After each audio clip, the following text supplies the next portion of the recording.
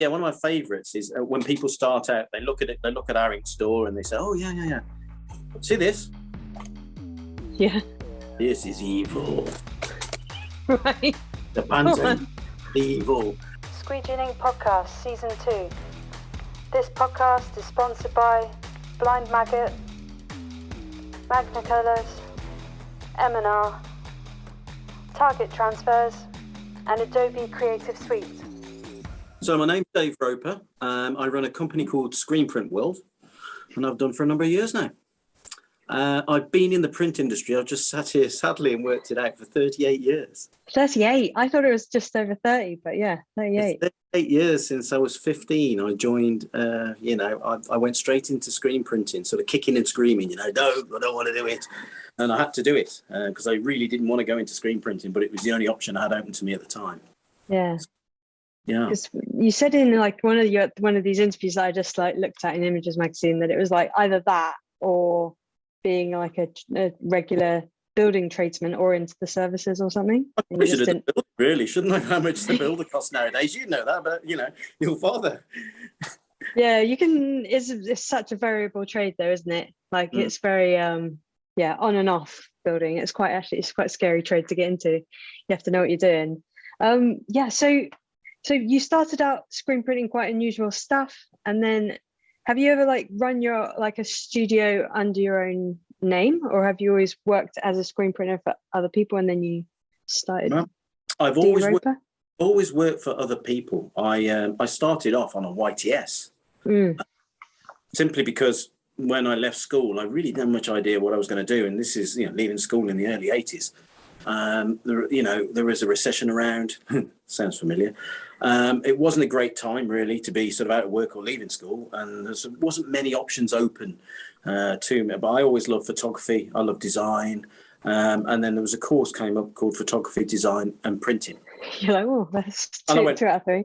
Yeah, great. I'll do the. So I put a name forward. I'll do the photography. No, we can't place you anywhere local with a photographer. Okay, then I'll do the design. I like design. Nope, we can't place you anywhere the design. So what have you got? Well, there's this silkscreen company down the road that are after somebody to help them run a machine, and they're sort of you slump like that one because it wasn't my first choice. It really wasn't. And I was printing carpet booklets because I'm from Kidderminster, which is where we are originally, which is the carpet town. And I was printing these carpet booklets, the outside of the book and then the inside, and then when you go through and you see the little swatches.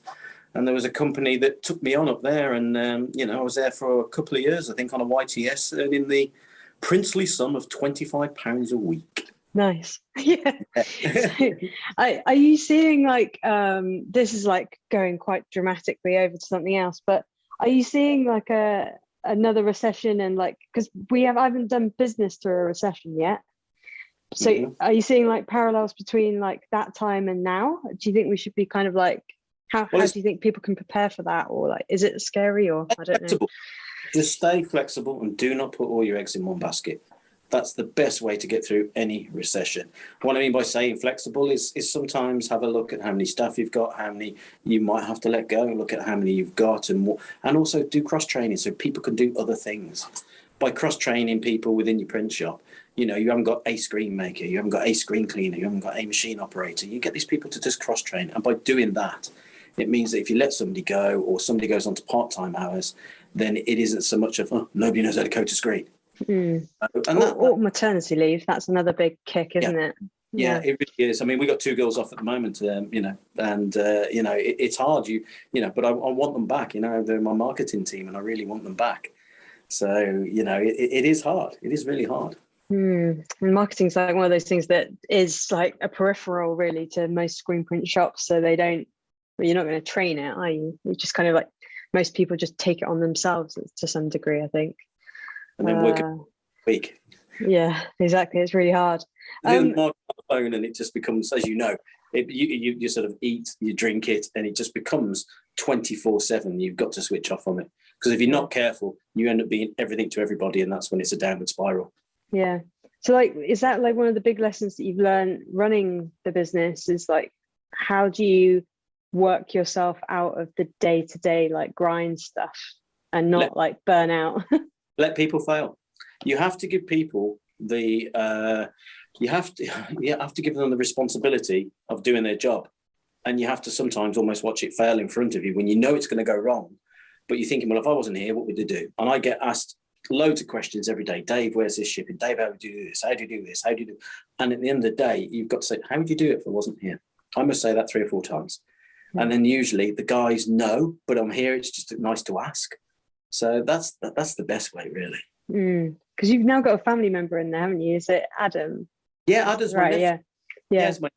He's our customer service and sales, and he's it's kind of hard because I was just changing over my PC the other day, and I saw a load of pictures of him when he was 5, so I embarrassed the whole office, of course, by showing everybody pictures in his Spider-Man outfit, which I probably not knowing Adam, so Have you found it tricky not treating Adam differently to like other staff members because he is family, or are you harsher on him than you would be? I'm probably harder on him because I'm from the old school regime. I'm probably that little bit harder on him than I should be. But to be honest, he's a really good lad, and he worked here when he left school. So he came here for a year's placement, and then he went away, did a few other things, and then came back. So he kind of knows the school, and he's maturing into be a really good, sensible lad. I was looking back at your resume as well on LinkedIn, which wasn't very difficult to do. I was going to ask you, like, how did you get the M&R contract? And then I saw on LinkedIn that you worked for them for like, I want to say 10 years or something, being a salesman all around the world. I was through my career, YTS, and then went to a local printers. And then I went, and then I got bored of everything after a couple of years of being around here. So sort of in the early 90s, I decided to go to Australia. Nice. Didn't know anybody. Seemed like a great thing to do. Yeah. So sort of sold my cars, sold my XR3i, which I wish I still had. And sort of said to my girlfriend, see ya. And I literally just... You just left your girlfriend as well? I left my girlfriend, yeah. I bought the ticket. And I just thought, when am I going to tell her when's a good time? And then I suppose really in hindsight, so a couple of days before wasn't the best time to tell her. Yeah. But I was supposed to be going over there for 6 to 8 weeks. That ended up being almost 18 months. Yeah. And and I think that if I can give anything to anybody, travel, because it's great for the soul. It's great to meet people. It's great to have that communication. It's great to put yourself in situations where you've got to get out of it. You haven't got to rely on everybody. I landed in Sydney with not a lot of money, went traveling around and came back to Sydney with not a lot of money still. And you just get out of it and you end up doing horrible jobs. And that's a horrible job. I'm never going to do that again. But I really needed that $20 because I needed to eat. Yes. And it's that type of thing. But no, I'm just different places, different people having an awesome time. So I did that for a couple of years. While I was over there, I did all sorts of jobs. I was a Mexican chef. Taught my way into that one. I worked. How did you talk your way into that one? Can you segue into that? You're like, you went from, I'm a printer, and then you went, I can cook fajitas. I wanted to work on the weekend, and I wanted to work double up my money because I was working for a surfwear company called Mambo in Sydney. And in the daytime, I was doing my traditional printing job, and I was on press, and I was on sampling, and I was enjoying it. Sort of 6 till sort of 2ish in the morning because it's so hot there that you sort of did an early shift. And then in the evenings, I was kind of getting a bit bored and probably drinking too much. So I thought, okay, I'll go and work in a restaurant. And I went down to the local restaurants and went into 3 or 4 of them. One of them said, "Can you cook?" Yeah, I can a little bit. "Can you cook Mexican food?" See. Yeah, exactly. But I knew you were going to do an accent or something, or they'd hire you because you've got like this British accent over there and stuff. That's funny. Yeah. I just kind of ended up doing that, and then met a load of great people, and I had a great time. The Australians have got a thing, no worries. Can you do the job? Yeah, no worries. Okay then. And if you can't do it, you're in trouble. But generally speaking, you put your hand to it and do it. Yeah, I found like you've kind of got this approach to business a bit like that. Because you're very easy to do business with. Like if any time I've needed something, or I haven't been able to work out how to like afford it in the studio, for example, or you're like, well, just I know it's like a sales tactic as well. Like, try it and then just see how it goes. You can always return it, but it's like that flexibility. And it's just it's just easy. And I don't know why like everything else has contracts. Who wants to buy something? And then you get it there and it isn't what you liked or it isn't what you want. And the thing is nowadays, if you look at buying stuff from Amazon, you can return it. If it isn't what you want or you've been missold it, I mean, it's ridiculous, really. And I'm always saying to people, look, it's not what you want or it isn't what you thought, then I've probably done my job wrong by not explaining it to you or looking in more depth what you needed. Did you need an automatic? Did you need a manual? What did you need? What process do you need? And generally speaking, we hardly get anything back. Every now and then we get something back and it hasn't worked out for somebody. Fine, no problem, because we buy used stuff, so we buy it back and move it on. So generally speaking, like I say, it's the best thing, isn't it? Try before you buy. Yeah, but it's just I think you're just like very low red tape. So it's just like when I've called up and I've needed something next day, and then Nick's like, oh, just quickly try this, like smuggle it through, like put it through the delivery system, get it to you the next day. It's that kind of flexibility that that usually involves Nick going out into the warehouse, stick it in a box himself, and then call the DPD driver and say, can you come back, we forgot one. And he'll do that. Nick will do that for anybody the same way. And sometimes people need it urgently. I mean, I don't use the word urgent very often. A lot of people do, but I don't. So if I generally say urgent, then it is, because I think it's a misused word.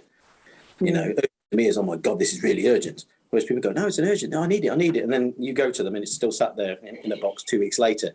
It wasn't that urgent, was it? Yeah.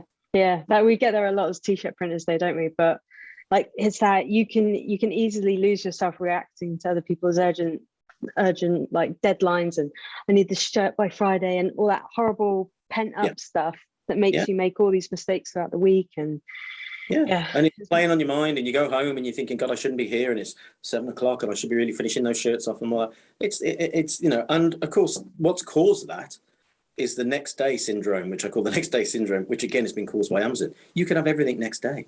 How cool is that? How wonderful. I mean, the pandemic pushed us into that. Everybody got whatever they needed next day, usually from Amazon. I mean, and that's had a knock-on effect through everybody's shopping and for how everybody shops for something. And to us, to a certain degree, I mean, we're carrying now probably 40% more stock than I was 18 months ago, because I have it here for next day. And people want it next day. So there seemed to be so much planning as there was, which is always a bit of a concern. So like, how are you reacting to that? Because it is so variable with like pandemics and recessions and supply chain issues. It's like, I feel like it's like the trifecta of shit for somebody like in your situation who's trying to get stocked up and importing, and like, how do you handle? Well, we got 20 suppliers. We've got 20 different countries. We've got certainly over, I think it's over 3,000 products. You just accept the fact you're not going to have everything in stock all the time. We have software now that helps us predict when stuff's going to be sold. We have when stuff comes in, we know how long it's taking to order.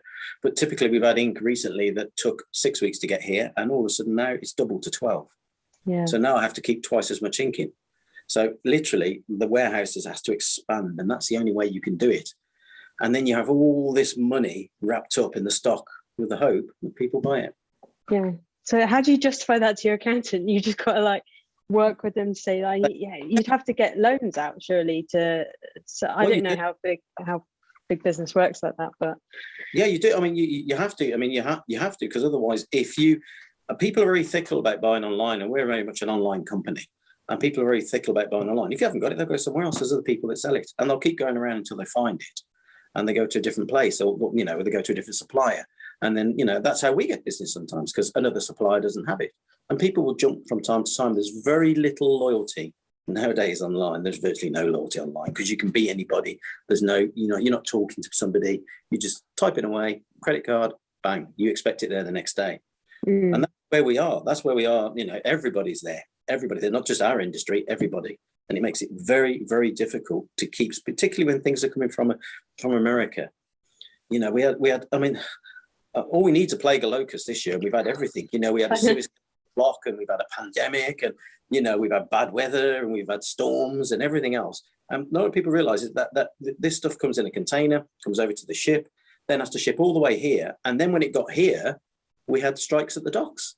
So we got all the way here, and we still couldn't get it. So it's tremendously frustrating. And all you can do is be very honest with the customer and upfront as possible. because they appreciate that, as I would appreciate it. I'd appreciate somebody saying to me that that product you ordered, Dave, it's not going to be 2 weeks anymore. It's going to be 4. Explain the reason why. And 95% of people are good. Some people just say, no, sorry, it's not for me. Well, please take, have a refund. And I wish you all the best. And, I'll let you know when it comes back in stock if you haven't sorted yourself.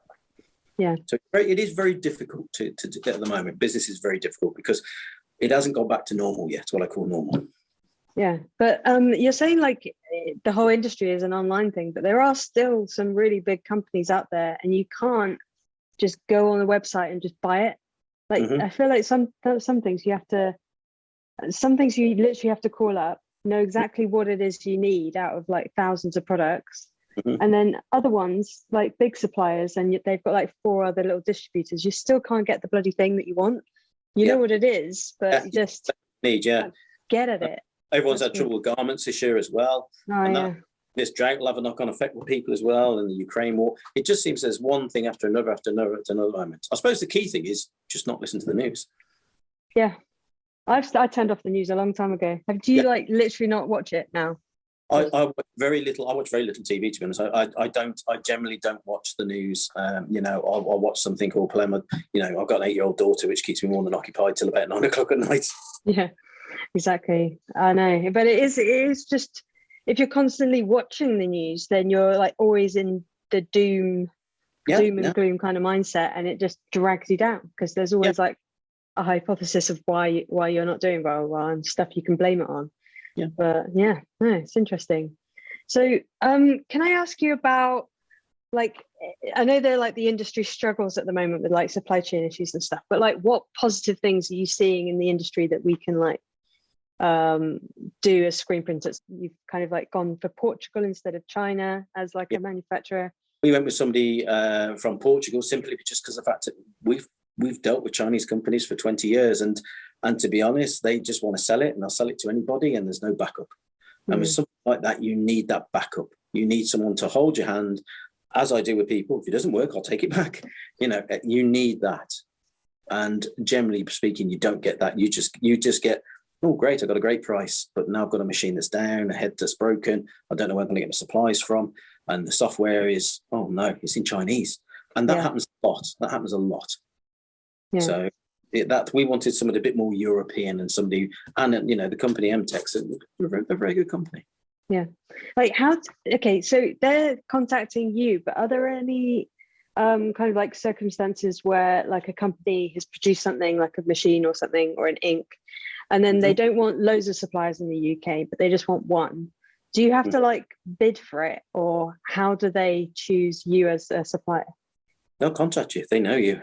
I mean, it's like I said, I've been in the industry now for over 30 years, and they generally know you.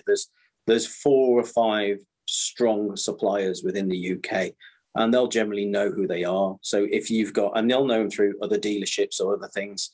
So, the fact I worked for M&R, as you pointed out earlier, for, almost 10 years as their European sales manager. So I got to know a lot of people through that and networked. And that's how you get to know these things. And also you go on reputation, online presence. Are you doing the right things? Even down to reviews. Somebody commented the other day, we got, fantastic reviews on Trustpilot. And I was, wow. And so that's, that made us look towards you to sell our product.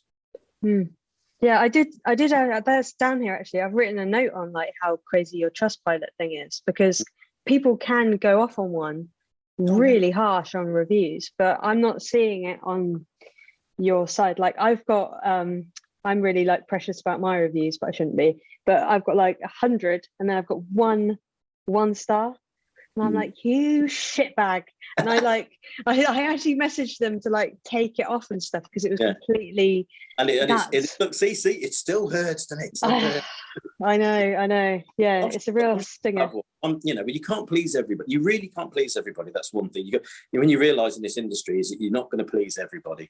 But as long as you can rectify the problems and please 99% of the people, you should be okay. You should be okay. We're just very fortunate that we've got a good following. We're fortunate that we keep a lot of stock, a lot of products.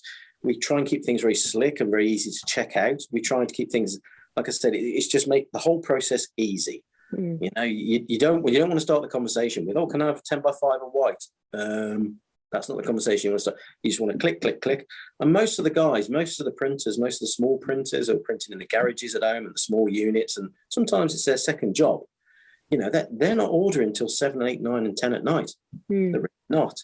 So, you know, that website is 24/7. That's true. I hadn't thought about that. Yeah, because then it just completely takes some of the like technical competition out of it because they're not answering their phones at that time. Yeah. Yeah. Are you finding I know you've opened up like the Crafty, is it called Crafty Craft? No, that's Crafty Craft is a thing in Newbury where they have like craft boats. Your Crafty Screen. Yeah, so I know you've kind of like tried to serve that kind of like part of the customers with those kind of, what would you call them, like a more DIY craft customers, people who want to print cushions on the weekend, t-shirts, baby grows, tea towels, whatever they want to do, and they want to do it for the love of doing it. They're not usually not doing it for profit. They're generally doing it because they want to do something because they're crafty.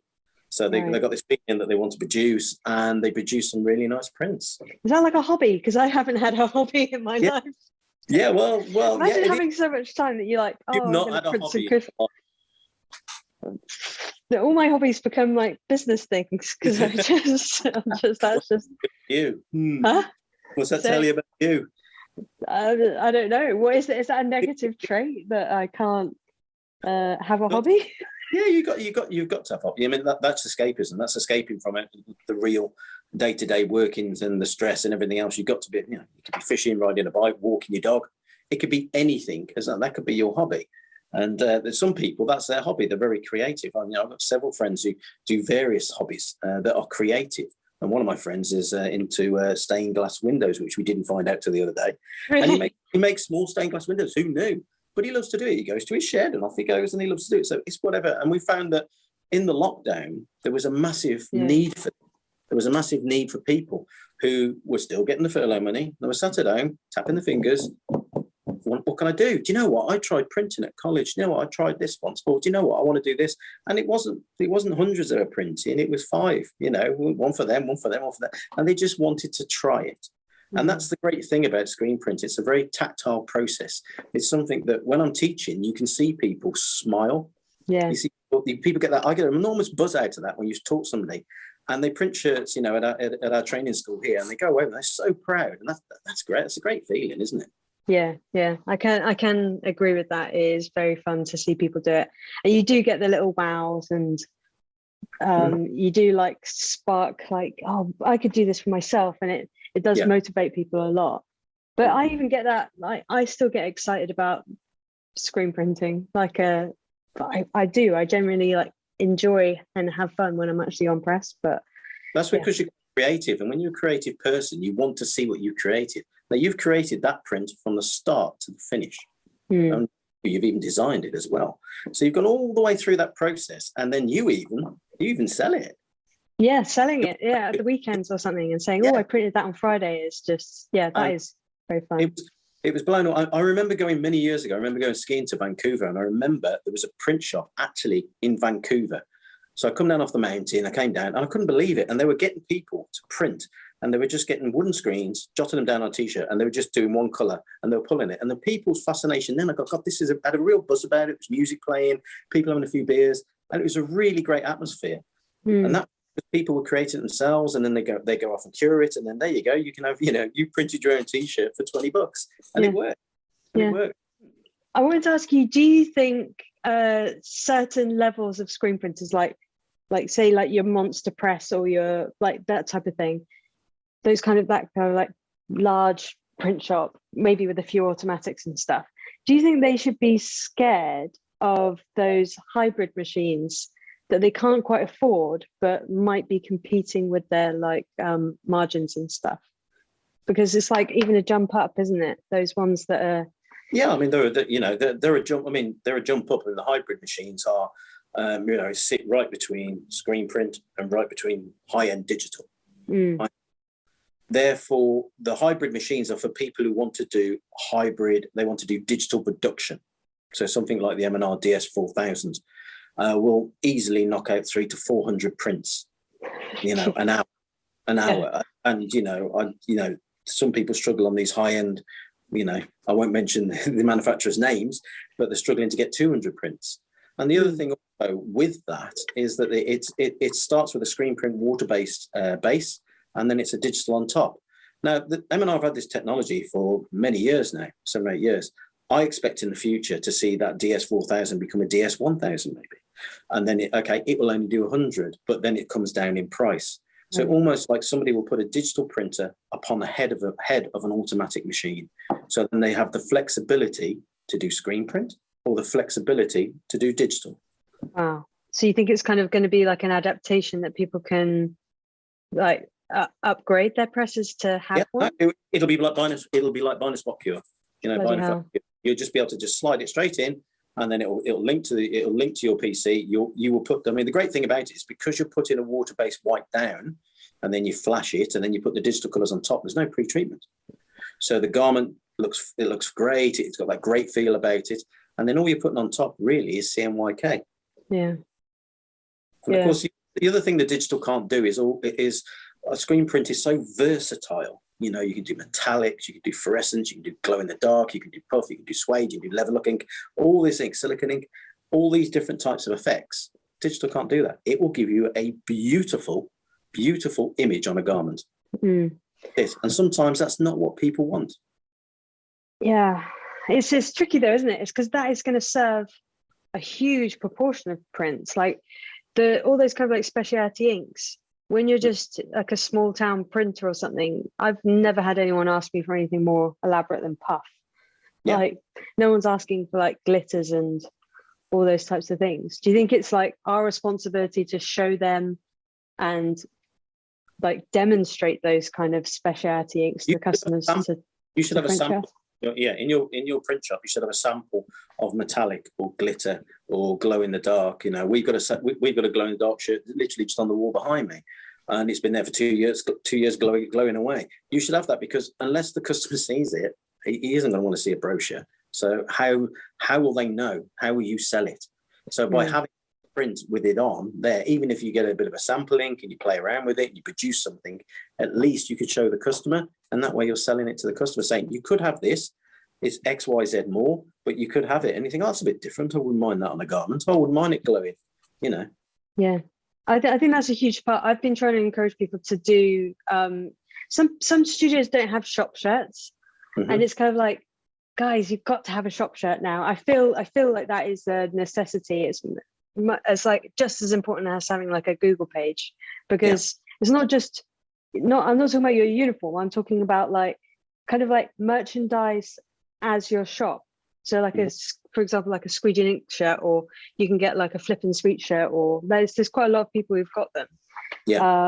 So but that's where you can do your specialty inks, I suppose. And in your creative side, you're showing what you can do, and you'll do your hardest print, or you do an easy print, or you might just do a white print. But whatever you do, you can show everybody that. So when somebody comes in to your print shop, if you've got a showroom area or a desk or whatever you've got, you should have garments like this. Yeah.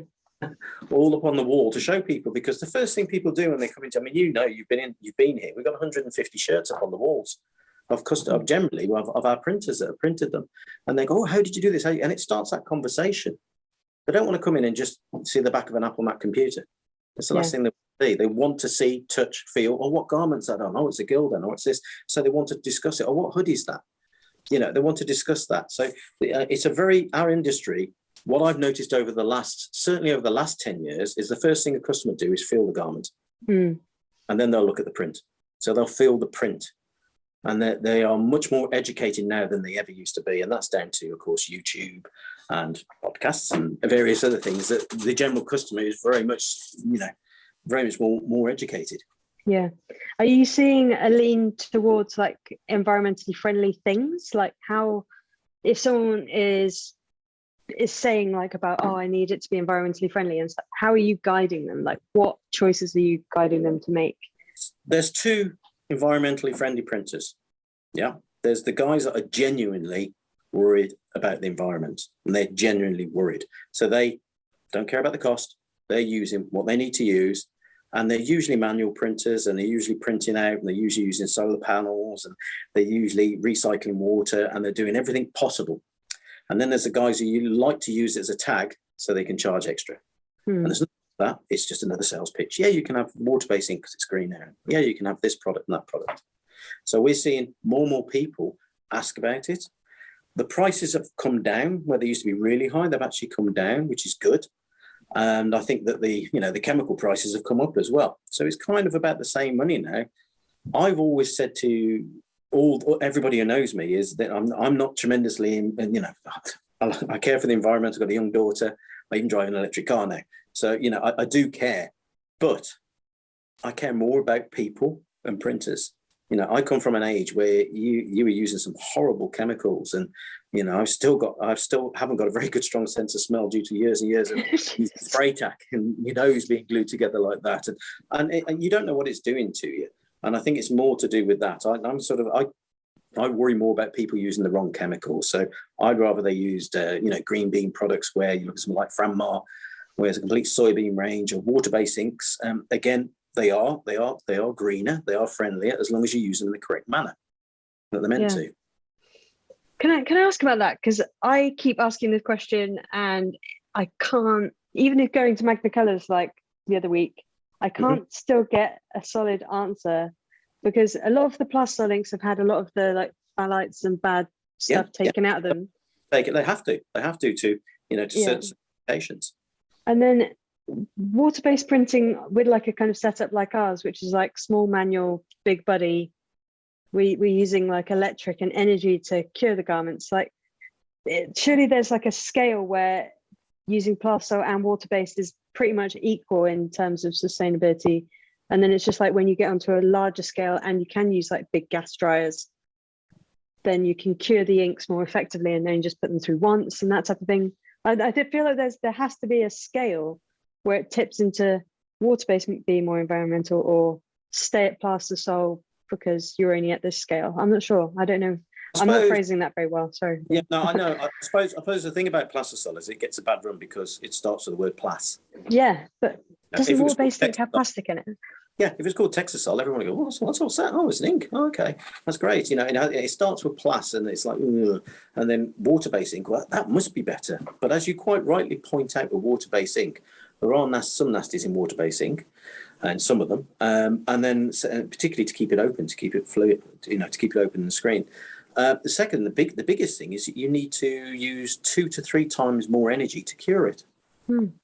And the other thing is also the wash up. The amount of times I go in a print shop and they've got the screens and they're blasting them, all the ink, they ain't even take it off, and it's going straight back into the water. And you think, God, just take it off, just wash it down. But they don't. It's easy, it's quick, it's the next job. So sometimes it isn't the best for the environment if it's going back into the system, whereas you can't blast a water-based, down the drain. You have to scrape it off, and then you have to use a solvent or, a screen cleaner to take it off. And then the rags go in the bin, and then the bin usually goes into landfill or it gets burnt. So it generally tends to be a little bit better, and there's much less energy. Plastisol has to reach 160, 65 for up to 10 seconds, and it's cured. Absolutely good.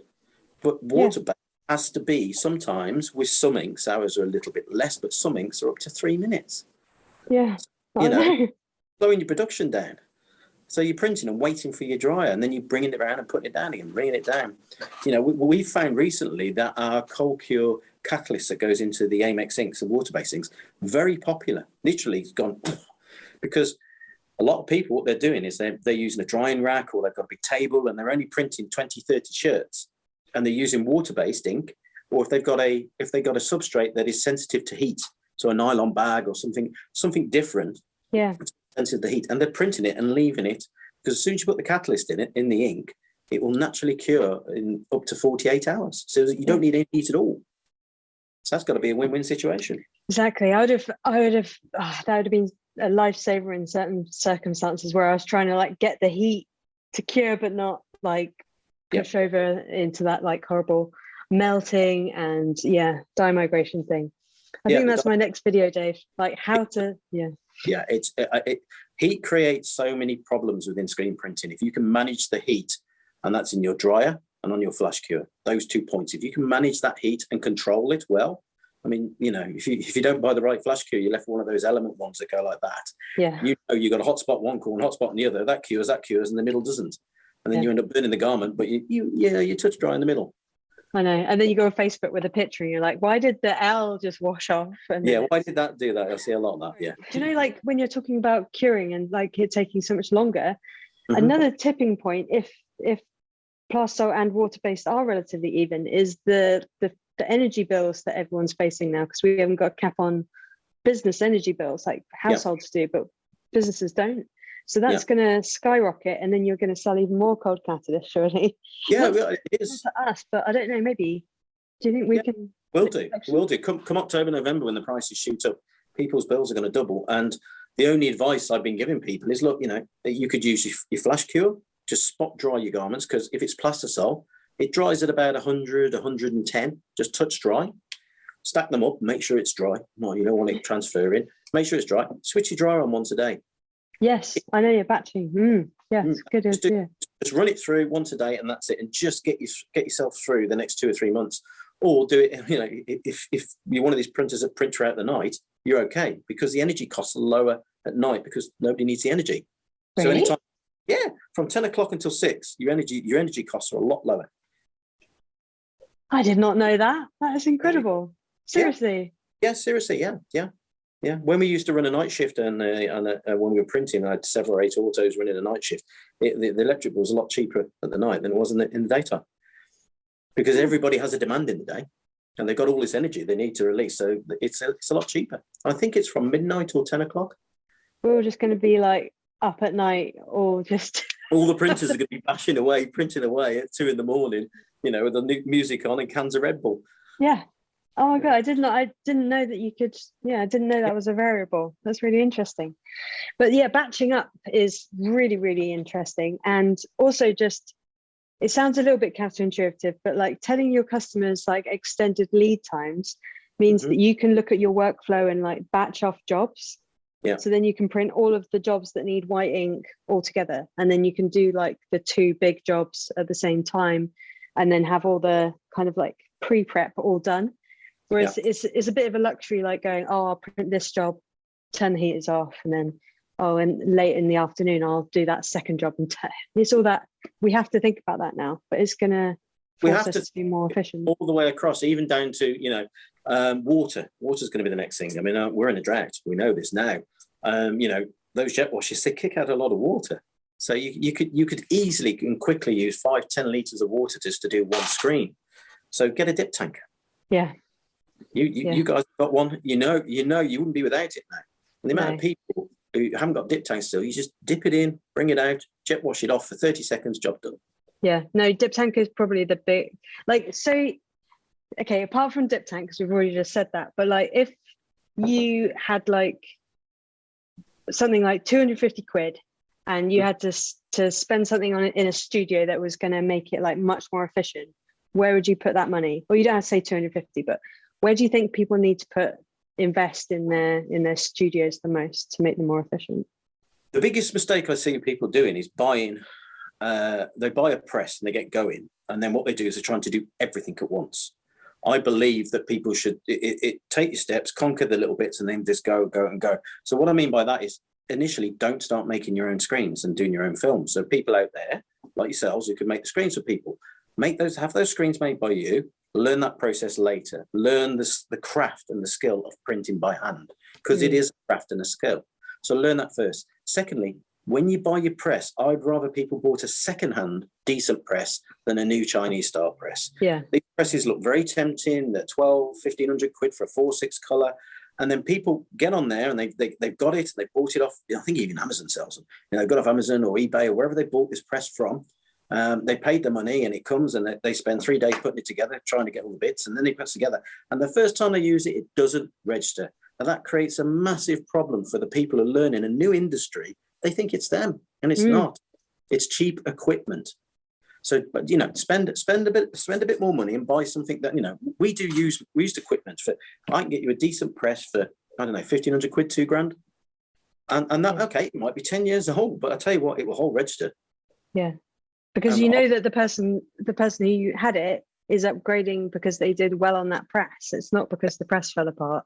Yeah, they made them. Yeah, and that happens a lot. I see that a lot, and I get, because I buy used equipment as well. I see a lot of people offering the Chinese stuff, and I just won't buy it because it doesn't work. It really doesn't. If you buy a one color one, yeah, they're fine because there's no registration problems. But as soon as you go anything more than one, you start going up to 4 or 6. It's a problem. They're made for a price. This thing's got to be made in China, shoved in a container, and shipped over here.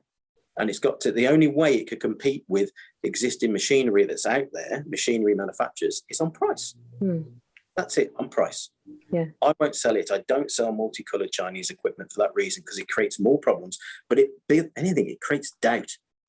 And that doubt can eat at you, because you've done a print, and people are, honestly, I get calls from people who are in tears.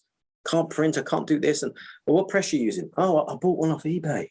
It was only 1,200 quid. You were $2,000. I'm like, oh, here we go. Which one is it? Send me a picture. And I'll help you as much as I can, but you've got to realize at some point it's the press. It's not you. And that generally.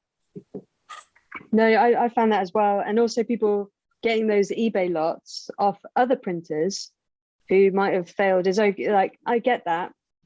But then they use all of the inherited inks and emulsions and chemicals. And then they're calling me and you probably and saying like, oh, this emulsion's not working. And then they spend weeks trying to figure out this problem. It's like, stop using other people's shitty chemicals. You need to, I know it's a job lot and it does feel bad, but just leave those behind and get your screens remeshed. Don't try and use someone else's old screens. Yeah, because we do all our own screen stretching now. We bought all that in house. I think last time you were here, that wasn't here, but we do all our own screen stretching now because we want to respond quicker to people as well. And having a, I mean, I do see a lot of people using really old screens, or really battered screens, and they're still charging the customer a 10 or a 15 quid for a screen, and that screen's probably making more than the print. Yeah, I know what you mean. Yeah, I know, but you don't realize the degradation. Yeah. The degrading of like press screens and squeegees, you don't notice it until you get a new squeegee and you're like, oh, that's nice. And you're like, oh, you need to go. Yeah. That like squeaky noise over fresh mesh. There's no better noises there. Yeah, but you need the fresh one to show you that all your shit ones are that shit. And you're like, oh God, that one is a bit old. But I'm like sentimentally keeping that one. I need to do the purge and get them redone. Do you do new squeegee blades as well? Yeah, we do. Yeah, yeah, you do. Yeah. 2 different types of new squeegee blades. We do 3 or 4 different types of squeegee now as well. Where people are wooden, or they have aluminium, or they want the specialist ones, because a lot of specialist ones as well. Yeah, I've got one that weighs like 8 kilograms. The freaking get the guns out. Get the guns out. God, I don't know who can use that as a day-to-day. I understand like a few applications like white ink on a big hoodie or something, but then if anyone's using that day to day, they must be struggling a bit. But I mean, you're touching on that there. That's one of the most common questions I get asked, is how to print a decent white. And there are 3 or 4 steps, but it comes down to, first of all, obviously decent artwork, without a doubt. That goes without saying, because you can only print as good as your artwork. Next thing is a decent screen. Have tension. You need tension, so when you're printing, it should peel off. It should snap off. And when you set it up, about £1 coin against the pallet, and make sure it's nice and even. And you'll see people trying to print on old wooden pallets that have curved with the heat, and they can't get the pressure in the middle. I see people trying to print with no snap, and then it's get that orange peel effect when they pull it off. And then get yourself a decent white. Just get yourself a decent white, and don't be frightened to play with the inks. And what I mean by that, there's curable reducers out there, there's thinners, there's thickeners. Don't be frightened. Just follow the guidelines.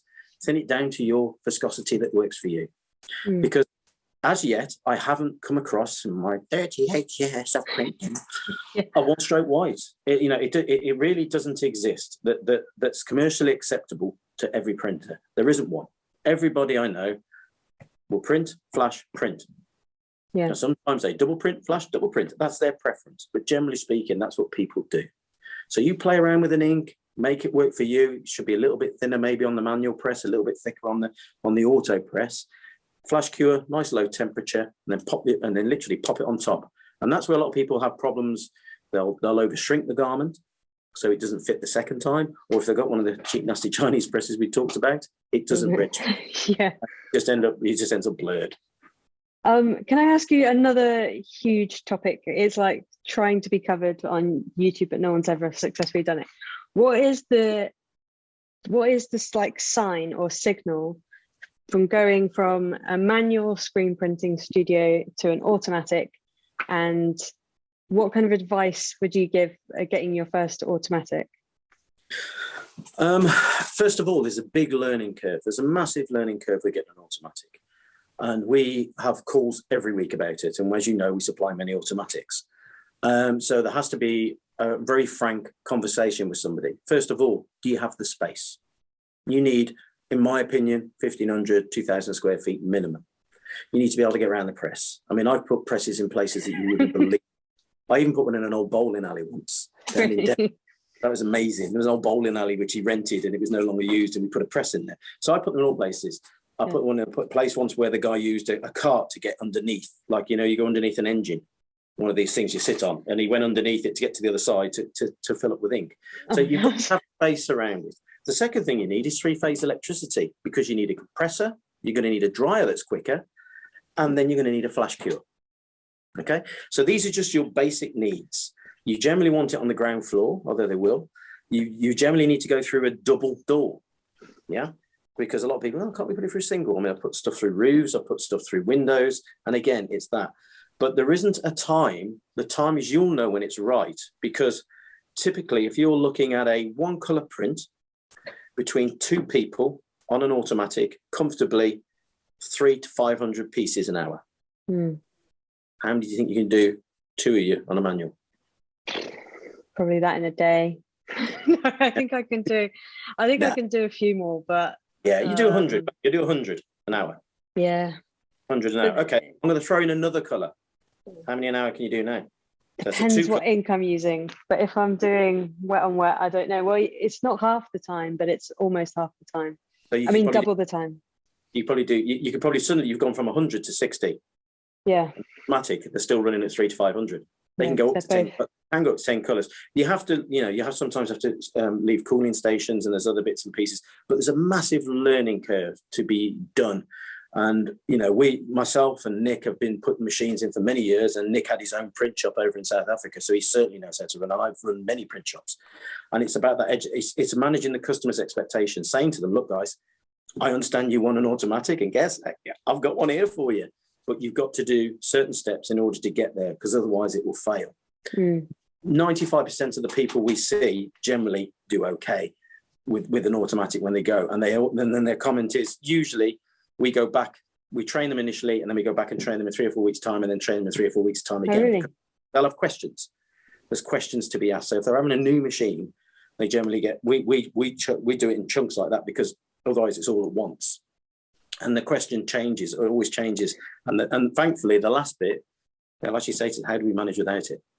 Because all you do is putting on, you're taking off. More important than anything, you've got consistency. That first print is the same as the last print. So you've got that consistency on that big print that you're doing, that big chest print that's 50 centimeters. You're going to struggle by hand to do that. Yeah. It gives you, and then the second thing is it gives you time back in the print shop. It's suddenly taking you a quarter of the time, that it took you before. So what are you going to do in your new time? Talk to your customers. Get more. Can I ask about where are the failures, and what are the points that people aren't succeeding with an automatic? Do people just, they can't get, I don't know, what kind of stumbling blocks have you seen when people do jump? The worst thing is when a customer buys a machine and I say, oh great, why have you bought the machine? I've got 10,000 to print here. And you're like, oh no. Yeah. And I've stood there with customers and printed garments for them to get an order out, because they bought the machine because of an order which is helped by the machine. And I understand that, but that's the worst way to learn, because we can't train them. Okay, set it up, off we go, and you just bash them out at 500 an hour, and off you go, and you've done, your day's production, 2,500, 3,000 garments. You're like, oh, that was brilliant. And then you've got to go back and train them. So that's a failure where people do that. The second thing is managing people's expectations and the way it prints. Because you got to remember that when you're printing like a white down, and if they overflash it becomes tacky. So generally you leave a cooling station on head number 3. So they'll get a 10 color press and realize that you can probably only print 8 colors.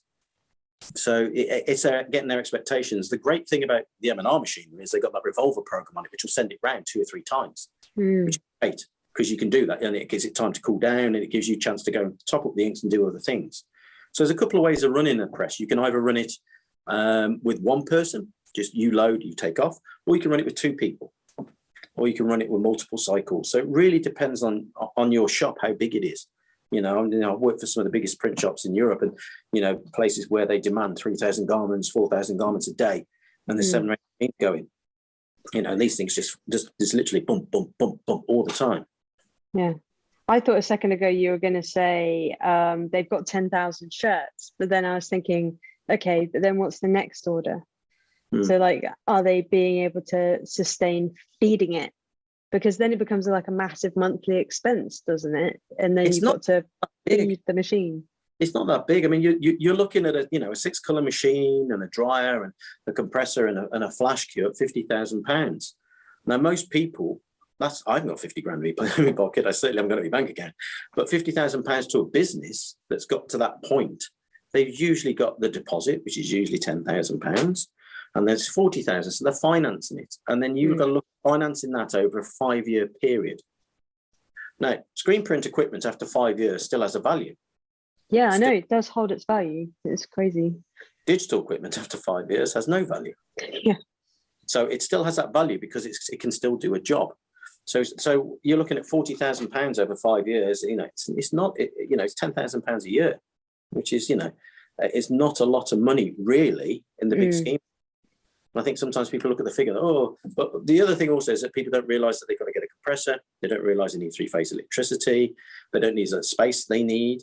And they don't realise sometimes that the dryer's got to get a bit bigger and the screen room's got to get a bit bigger as well. You've got to be able to put, they can no longer use the homemade unit that they've used for years and years. They've actually got to invest into a decent exposure unit. So everything gets an upgrade in order to push the job through quicker. I don't know many people who sort of bought them and they've regretted it. I haven't bought many back. They generally go in and stay there, and then I buy them back in usually between 3 and 6 years' time when they say, okay, we had the 6 colour, I want the 10. I want the 12. Yeah. Sorry, can you finance second-hand machines as easily as new machines? Yes, you can. As long as they're with an authorised dealer like ourselves, with somebody who actually maintains it, looks after it, then yes, you can. Yeah, that might be like a good thing for people to know because they can't quite afford the new one. But honestly, Chessie, I've had people buy machines on credit cards. Yeah, 0% for 2 years, 0% for 18 months back in the day. And then they buy them and say, don't worry, that'll pay for that. And they pay for it within 4 or 5 months. And they've paid it off. So there's various, I wouldn't recommend that, but there's various ways of doing it. And generally, finance, bad debt is bad. Not all debt is bad, but, what I'm getting at here is that, it's like mortgages, we all need one. We all need to buy the house. And it's the same with your business. There is a certain amount of money that you've got to invest into things to get money back, but also to buy time back as well. Yeah. That's important. And to give you that, what you're doing is the skill as a printer, your skill as a printer is with you. Now, when you start getting really, really busy, like your print shop, you start to get busy and you start to get really good at what you're doing and whatever, you haven't got time then to sort of talk to the customers. So you go off and talk to the customers and then you try and train somebody. How can they train what you've just learned in years, 5 years? How are they going to do that? It doesn't happen. So what you generally do an automatic will de-skill the job because you're pressing buttons. Yeah. Because the angle is going to be the same, the speed's going to be the same, the consistency, all the print is going to be the same. You just got to get somebody to set it up, which could be you. Go and run those 200 garments. I'm just going to make a couple of calls. I'll be back. And that's where I see it happening very successfully with people as well. Yeah, that's a good insight. That's clever. Because it's very difficult to ever give your squeegee up to somebody else. I haven't actually seen many manual print shops actually come off the press and be able to train someone else equally on that press and get their hands off it completely. I know. Generally doesn't happen. Like I said, it's the small one-man print shops, 2-3 one-girl print shops, 2-3 girl print shops. Generally speaking, what they tend to do, as I said, they get to a point, they get busy, and then somebody tends to do the sales, and then you'll bring another person in, and you've got to train that person. And you know how difficult that can be because you can put all your time and effort into this person and off they go, flipping burgers for an extra £1. Yeah. So you've got to de-skill the job somewhere. Just one more question because I could go on all night, Dave. But like, how important is it, and how do you manage to communicate to people who are new printers coming into the industry? It's not all about the kit. You have to learn how to use the kit. So like, do you find that a lot of people just want to buy their way out of all the problems, but they don't want to like come on for a training course? Absolutely. And you're like, I could teach you this, and I could teach you how to like actually be efficient and make this work, but they're just not. How do you sell that to them? Like, well, you don't. You can't sell that to somebody, because a lot of people are watching YouTube videos now. It's their first port of call, and they see these fantastically squeaky Americans selling lovely machines, and before you know it, that's what they want or that's what they need, and they go, "Oh, I've got to have one of those. Look at this guy, he's doing well, and look at this guy, he's doing well." And it's just, it goes back to talk to the people who've run print shops before. Like I said, Nick Walker, who works for us. Yeah. You know, he's run print shops over in South Africa for years. And what he knows, he'll just walk into a print shop and go, let's get the flow working right. Let's get this working right. Let's get that working right. Then we can deal with that. And sometimes he can get more out of a press. I mean, I've walked into print shops and got the press to run another 100 garments an hour quicker just by tweaking, to standing there and just listening to how the press is running, how the squeegees are, how you can print a little bit quicker, turning the flash down. Usually I turn everything down. Well, because then you haven't got a reason to stop, because when these machines, some of them go up to 1,000 more pieces an hour, and people try and run them too quick. To just keep that steady pace, and don't get wowed by all the knobs and whistles. Do you need them? Really, do you need them? I've seen some of the best prints done on print machines that are 20 years old. As long as it turns and registers, that's all you want. Okay. Yeah. That is interesting. That's really good. Yeah, awesome. Have you got like one shop hack that you want to end on and tell us about? Favorite, yeah, one of my favorites is when people start out, they look at our ink store and they say, "Oh yeah. See this? Yeah. This is evil." Right. The Pantone evil. You show a customer one of these, and not only will he take half an hour to decide what colour he wants, you'll end up with 1,000 half-litre pots before you know it on the shelf, which you'll keep, because we all do. Yeah. And you'll have thousands of pounds worth of ink up there because of this. Don't give them this. Give them that. Yeah, that's clever. None of those inks. Look, there's choices. Somebody says, I want a yellow. They got a choice of 3. Somebody says, I want a red. They got a choice of 3. Don't. So when the customer comes in, show them this, and then say, oh, no, I've got Pantone colours. Evil. You can have Pantone colours, but it's going to cost you an extra X, Y, Z. Yeah. So this is a great way, and we've got some great Pantone mixing systems out there now. We can get any Pantone, but it takes time. So evil, good. Okay, that's going to be a clip, Dave. I'm going to clip that up and try and explain it further to people why. But it is true. It is true. Yeah, we've got like, as you say, like an absolute ton of customer Pantone inks there. And then we're going to go and consolidate them all. Mm-hmm. And then we're going to just, because we can design our own stuff, we can just pick off the shelf. Because there's no one saying, oh, that's you'll use one that, oh, I mixed a litre too much, so I use that. Yeah, exactly. No, perfect. I really appreciate your time today. No Dave. problem. It's really cool. No problem at all. Always good fun. Yeah, thank you very much.